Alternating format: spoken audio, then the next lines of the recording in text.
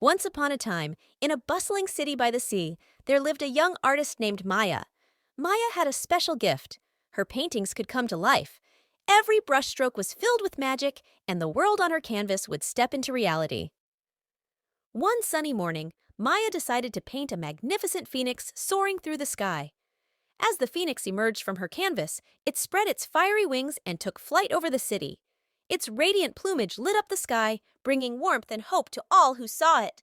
However, Maya soon realized that her creations couldn't stay in the real world for long without consequences. The phoenix, as majestic as it was, started causing wildfires. Maya had to find a way to bring it back safely into her canvas. With the help of a wise old artist, Maya learned to use her gift responsibly. She painted a beautiful forest for the phoenix to live in within her canvas, ensuring its safety and preventing any harm to the city. Maya's art continued to enchant and inspire, and she used her talent to bring beauty and positivity to the world, leaving a mark that would be remembered for generations to come.